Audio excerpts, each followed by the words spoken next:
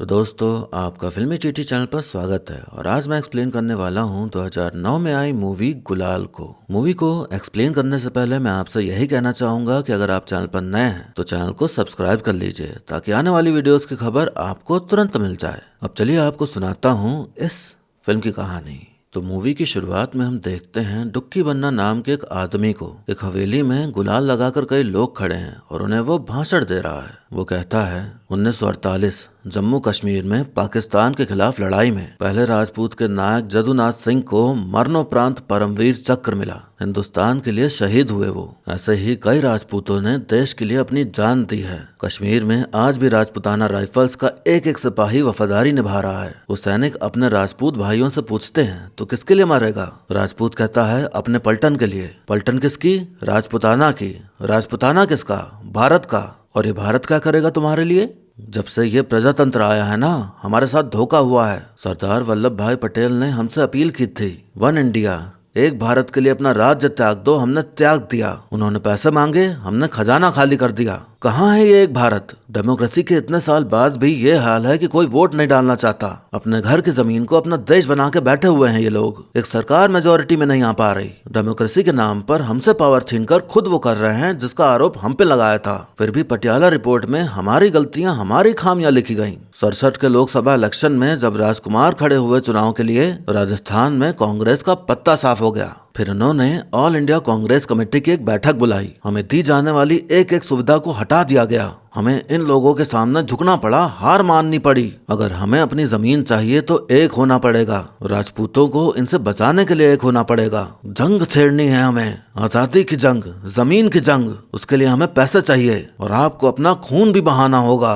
कहानी 11 महीने आगे जाती है और हम देखते हैं दिलीप नाम के एक लड़के को। वो बीकानेर से राजपुर आया है पढ़ाई करने। उसके बड़े भैया आए हैं उसे छोड़ने, उसे घर मिला रहने के लिए जहाँ ऑलरेडी एक लड़का रहता है। उस लड़के का नाम है रनंजय सिंह उर्फ रांसा। वो पूरी तरह बिगड़ा लड़का है। आवारागर्दी, गुंडागर्दी और नशा करना ही उसका काम है। घर में एक बावर्ची है और एक बांसुरी वाला भी रहता है। वो कहाँ से आया, क्यों आया, किसी को नहीं पता, बस है वो। दिलीप बहुत सीधा साधा सा लड़का है। ना नशा करता है, ना इधर उधर की बातें। बस पढ़ाई करना ही उसका मेन मकसद है। रांसा दिलीप को लाका नाम की एक जगह ले जाता है जहाँ मुजरा होता है और सब मर्द देखने आते हैं। मुजरा करने वाली महिला असल में डुक्की बन्ना की टाइम पास है जिसका नाम है माधुरी। वहाँ जटवाल नाम का एक लड़का भी मौजूद होता है जिससे रांसा का झगड़ा हो जाता है। डुक्की बन्ना दोनों को शांत कराते हैं। दिलीप को रांसा सही नहीं लगता तो वो चला जाता है हॉस्टल ढूंढने। वो एक हॉस्टल के वार्डन से मिलने गया तो वहाँ उसका सामना हुआ जटवाल से। अपने चेलों के साथ मिलकर वो दिलीप की रैगिंग करने लगता है।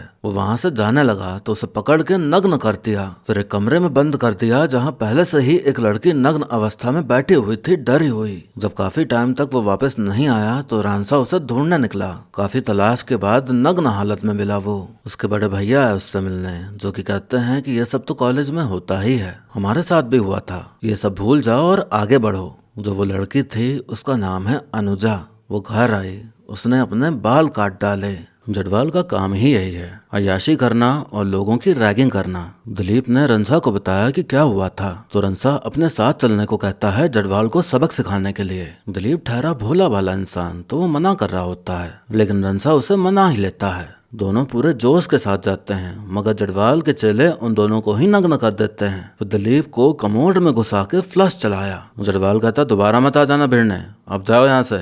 दोनों को डुक्की का साथी भाटी मिला जो कि दोनों को ले गया डुक्की के पास। डुक्की की फैमिली में है उसकी पत्नी, उसका भाई पृथ्वी जो कि ज्यादातर गाना गाते रहता है और कुछ भी बड़बड़ाते रहता है। पृथ्वी के साथ एक लड़का है जो कि आधा नर आधा नारी के भेष में रहता है। वो बोलता नहीं है। डुक्की सपोर्ट में आ गया था दोनों के कि जाओ खोपड़ी खोल दो उसकी। अब हम देखते हैं भाई बहन किरण और करण को। दोनों हिजानस मृत्युंजय सिंह की नाजायज औलाद हैं। वो राजपूत राजा हैं। वो इन्हें फाइनेंशियली सपोर्ट करते हैं पर उन्हें अपना नाम नहीं देना चाहते, इसलिए करण उन्हें पसंद नहीं करता। मौका देख रांसा दिलीप को साथ लेके जटवाल पर हमला कर देता है। जटवाल के लोग उन दोनों को पकड़ लेते हैं लेकिन तभी वहाँ डुक्की आ गया। वो जटवाल के चेलों को कहता है ये सब बंद करो नहीं तो उसे चौराहे पे उल्टा लटका दूंगा। डुक्की रांसा के सामने एक प्रस्ताव रखता है, मैं चाहता हूँ कि तुम हमारी तरफ से कॉलेज के जनरल सेक्रेटरी का इलेक्शन लड़ो। हमें पता चलता है कि रंसा भी राजा मृत्युंजय सिंह का बेटा है। वो रंसा को अपना असली बेटा मानते हैं। रंसा की अपने पिता से बनती नहीं, इसलिए वो उनसे अलग रहता है। अनुजा स्टूडेंट नहीं बल्कि प्रोफेसर है। कॉलेज में सबको खबर है कि उसके साथ क्या हुआ है। जडवाल के चेले उसको अभी भी परेशान करते हैं। उसे दिलीप दिखा तो वो उससे मिलने जाती है। फिर बातें करते करते दिलीप उसे अपने रूम लेकर चला जाता है। अब रंसा इलेक्शन के लिए प्रचार प्रसार में लग जाता है। इलेक्शन में जडवाल और किरण भी उम्मीदवार बन के खड़े थे। किरण के जीतने के ज्यादा चांसेस लग रहे थे। रंसा के पिता ने डुक्की को खूब पैसे दिए ताकि रंसा किसी भी कीमत पर ना हारे। रंसा डुक्की पर गुस्सा जाता है कि मेरे पिता से पैसा क्यों लिए, वापस करो मुझे। एक रात दिलीप और रंसा बाइक में पेट्रोल भरवाने जाते हैं। तभी कुछ लोग आए और रंसा को उठा ले गए। भाटी जडवाल के चेलों को पकड़ता है। उन्हें मारा पीटा, पर उन्हें कुछ नहीं पता था। जडवाल मिला तो उसने कहा कि उसे नहीं पता कि रंसा कहाँ है। कहता मुझे रंसा को उठवाने में मजा नहीं आएगा, उसे चुनाव में हराने में मजा आएगा मुझे। रंसा को अगवा किया था करण ने। वो कहता है इलेक्शन से विड्रॉ कर ले, नहीं तो अच्छा नहीं होगा। रंसा उसके सामने झुकने के बजाय उस पर तंज कसने लगता है कि वो और उसकी बहन नाजायज औलाद है उसके बाप की। किरण गुस्सा के उसे गोली मार देता है। उसकी लाश बीच चौराहे पर लटका देता है, उसके मुंह पर गुलाल लगा के। रंसा के पिता को जब ये खबर लगी तो उन्हें दिल का दौरा पड़ा और वो गुजर गए। किरण को अपने पिता के मरने का दुख हुआ और दिलीप को अपने दोस्त का।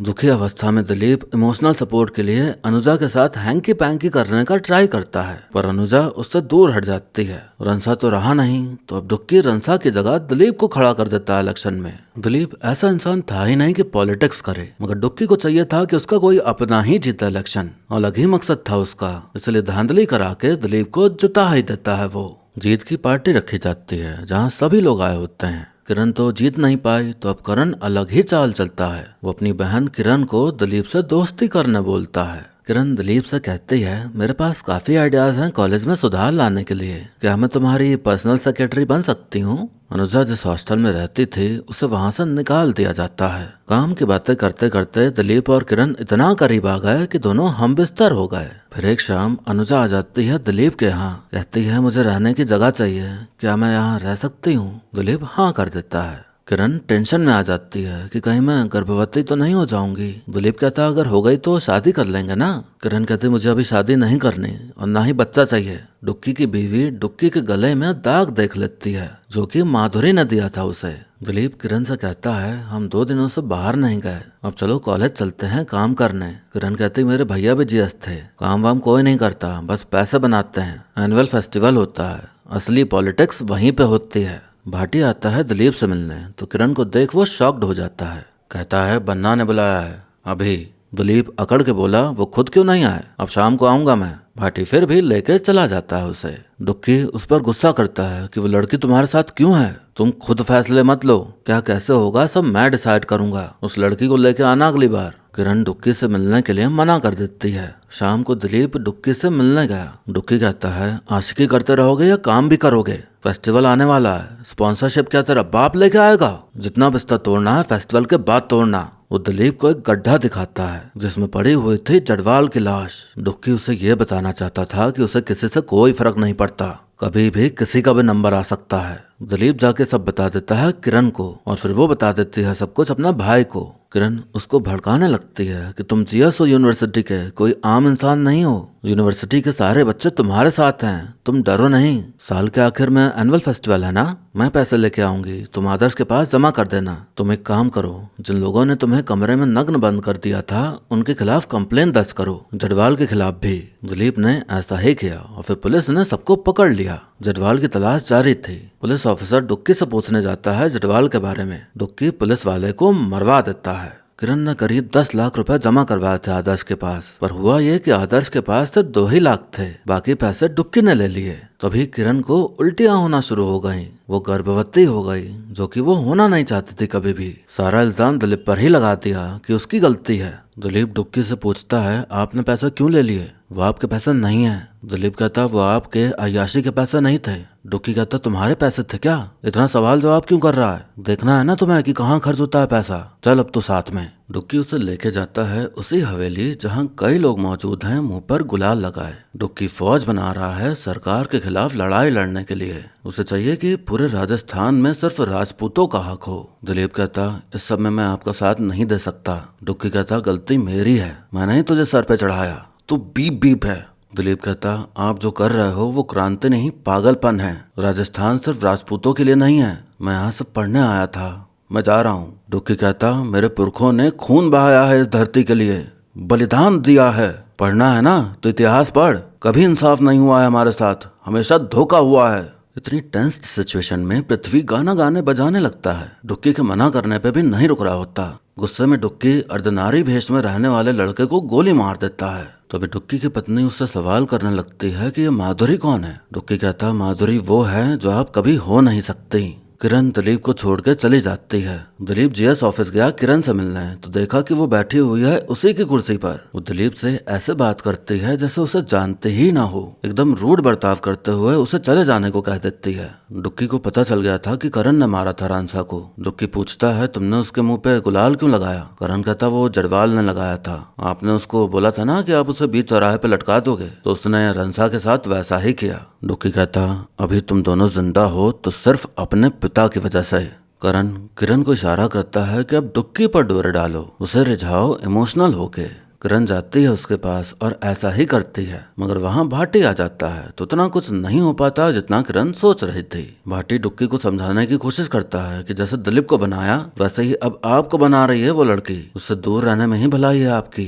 दिलीप के दिमाग में यही चल रहा होता है कि किरण अपनी मर्जी से नहीं कर रही है कुछ भी, उससे करवाया जा रहा है। वो बेचारी गलत लोगों के बीच फंस गई है। अनुजा उसे समझाने की कोशिश करती है कि उसने तुम्हें बेवकूफ बनाया है, तुम प्यार में इतने अंधे हो गए हो कि सच्चाई देख ही नहीं पा रहे। दिलीप मानने को तैयार ना था कुछ भी, उससे ही झगड़ पड़ा। अनुजा भी उसे छोड़ के चली जाती है। भोले भाले दिलीप के अंदर अब गुस्सा उबाल मारना शुरू हो जाता है। वो तैयार होता है और बंदूक लेके पहुंच जाता है डुक्की के घर। पहले उसके चेलों को मारा और फिर उस पर भी एक गोली चला दी। कहता किरण को यहाँ बुलाओ, मुझे सब बात करनी है। उधर किरण करण आदर्श प्लान बना रहे होते हैं भाटी और डुक्की को मारने का, ताकि करण डुक्की की जगह ले सके। डुक्की कहता तुम्हें पता भी है कितनों के साथ सो चुकी है वो, तू मान ही नहीं पा रहा कि उसने तेरा इस्तेमाल किया है। दिलीप कहता करण ने करवाया, आपकी वजह से। क्या जरूरत थी आपको रांसा को इलेक्शन में खड़ा करने की? डुक्की कहता ये फैसला मेरा नहीं था, राजपुताना के फाउंडर रांसा के पिता का था। उन्होंने भी वही गलती की जो हमारे पिता ने पृथ्वी के साथ की। जितनी बुरी तरह तुझे किरण चाहिए ना, उससे भी बुरी तरह से मुझे राजपुताना चाहिए। दिलीप कहता अगर मैं जाकर पुलिस को सब बता देता तो? डुक्की कहता तुम नहीं बताते क्योंकि तू अच्छा आदमी है। जब मैं जटवाल को काट सकता हूँ तो सोच तेरा मैं क्या हाल करता। दिलीप वहां से निकल के जाता है किरण से मिलने। किरण उसके मुंह पे बोल देती है कि उसे उससे प्यार नहीं है, उसका बस इस्तेमाल किया जीएस बनने के लिए। दिलीप कहता एक बार मुझे बोल के तो देखती, मैं कर देता रिजाइन, चली जाओ यहाँ से तुम। तभी वहां करण आ गया और दिलीप को गोली मार दी। डुक्की दिलीप भाटी रातों रात सब खत्म हो गया। करण और किरण जिंदा बच जाते हैं। राजपुताना ग्रुप का सेनापति करण को बना दिया जाता है। अब जैसा सोचा था उसने वैसा ही हुआ, ले ली उसने डुक्की की जगह। इसी कहानी के साथ ये मूवी यहीं पर खत्म हो जाती है। तो दोस्तों हमने देखी एक ऐसी मूवी जहां हमें देखने मिला कि कैसे राजनीति अच्छे अच्छों का माथा सनका देती है। भोला भाला सा दिलीप जो कि आखिर में खूनी बन गया। यही होता है जब आप बहुत ही ज्यादा मासूम और दिल के साफ होते हो। अगर आप दिलीप जैसे हो तो आप भी कई बार धोखे का शिकार हो चुके होंगे। लोग आपका काट के चले जाते हैं। ये दुनिया अच्छे दिल वालों की है ही नहीं। जो अच्छे हैं उनके लिए अच्छा और जो बुरे हैं उनके लिए दिल का बुरा होना बहुत जरूरी है, वरना किरण की तरह कोई भी आपको उल्लू बना के चला जाएगा। ये मूवी दिखाती है कि सत्ता का खेल कैसे चलता है और इस खेल में अपना ही अपने को मारता है। पॉलिटिक्स में आज जो दोस्त है कल वो दुश्मन होगा और जो दुश्मन है वो आगे चल के दोस्त भी बन सकता है। पॉलिटिक्स में मायने नहीं रखता कि सही काम करने वाला कौन है, मायने बस ये रखता है कि कुर्सी कैसे पाई जाए। साम दाम दंड भेद सब चलता है राजनीति में। ये मूवी काफी कंट्रोवर्शियल मूवी कहलाती है। इसमें दिखाया गया है कि राजपूत चाहते हैं कि राजस्थान में सिर्फ राजपूतों का हक हो, सिर्फ वही रहें। मूवी में पहले बताया गया कि राजपूतों ने बहुत बलिदान दिए हैं मगर रिटर्न में उनको उतना कुछ नहीं मिला बल्कि धोखा मिला। लेकिन फिर ये दिखा दिया कि राजपूत अपना अलग देश या स्टेट की मांग कर रहा है जहाँ सिर्फ राजपूत का हक हो। बात यह है कि अगर मौका मिले तो हर समुदाय, हर धर्म ये चाहेगा कि ऐसा स्टेट हो या देश हो जहां सिर्फ हमारे समुदाय के लोग रहें या हमारी भाषा के लोग रहें। पर यह बात देश विरोधी बात कहलाएगी, देश को तोड़ने की बात कही जाएगी। इस देश में हर तरह के लोग रहते हैं। अब जैसे मान लो XYZ कैटेगरी है, तो ये हम कभी नहीं कह सकते कि X कैटेगरी का स्टेट अलग होगा जहां सिर्फ X कैटेगरी के लोग ही रहेंगे। तो फिल्म में जब राजपूतों के बारे में बताया गया कि इन्होंने क्या क्या किया है देश को बचाने के लिए, तब तक बात सही लगती है। लेकिन जैसे ही बात आती है कि एक स्टेट में सिर्फ उन्हीं का हक होना चाहिए, वहीं पर बात तो बिगड़ जाती है और फिल्म कंट्रोवर्शियल हो जाती है। बाकी इस चीज को अगर किनारे किया जाए तो फिल्म अच्छी है। कई लोगों के मन में सवाल आया होगा कि अर्धनारी का किरदार क्यों है फिल्म में। ऐसे तो मुझे भी समझ नहीं आया, तो मैंने सर्च किया। लोगों का कहना है कि वो डुक्की के विवेक को रिप्रेजेंट करता है। जब उसने अपना आपा खोया तो उसने अपने विवेक को मार दिया। इंटरनेट पे और सर्च करूंगा तो किसी ने कुछ और थ्योरी निकाल रखी होगी, पर मैं थ्योरी नहीं बनाना चाहता, क्योंकि कभी कभी उतना कुछ होता ही नहीं है जितना हम दिमाग लगाते हैं। कभी कभी जब कुछ ना समझ आए तो उसे उसी हाल पे छोड़ देना ही सही है। बाकी आप चाहें तो कुछ भी सोच सकते हैं, कुछ भी थ्योरी बना सकते हैं। एक्टिंग की बात की जाए तो अच्छी एक्टिंग के मामले में के मेनन का कोई जवाब नहीं। शुरुआत वाली स्पीच में वो जिस तरह से बोलते हैं, आप सच में जोश से भर जाते हो और आपको भी फील होने लगेगा कि आप भी उन्हीं का हिस्सा हो। बाकी आदित्य श्रीवास्तव, अभिमन्यु सिंह, दीपक डोबरियाल, पंकज झा, पीयूष मिश्रा, ये सब भी अच्छे कलाकार ही हैं और सबने अच्छी एक्टिंग करी है। इन सबकी एक्टिंग और अनुराग कश्यप के डायरेक्शन इतना सही है कि मूवी की तरह लगती ही नहीं है। सब कुछ एकदम नेचुरल और रियल लगता है। कुछ भी ऐसा फील नहीं होता कि ये तो आउट ऑफ द वर्ल्ड है, फिक्शन है। जो भी दिखाया गया है वो सब कुछ रियल लाइफ में भी एग्जिस्ट करता है। अब और कुछ बताने को है नहीं, तो वीडियो को यहीं पर खत्म करते हैं। लेकिन जाने से पहले आप कमेंट करके बताइए कि आपको मेरा वीडियो कैसा लगा। अच्छा लगा हो तो लाइक कर दीजिएगा और नहीं अच्छा लगा हो तो डिसलाइक का भी ऑप्शन आपके लिए मौजूद है। ऐसे ही मेरी आवाज में मूवी सीरीज के एक्सप्लेनेशन सुनते रहने के लिए चैनल को सब्सक्राइब कर लीजिए, ताकि आने वाली वीडियोस की खबर आप तक तुरंत पहुंच जाए। बाकी मिलते हैं अब अगली वीडियो में, तब तक के लिए टाटा, बाय बाय और नमस्ते।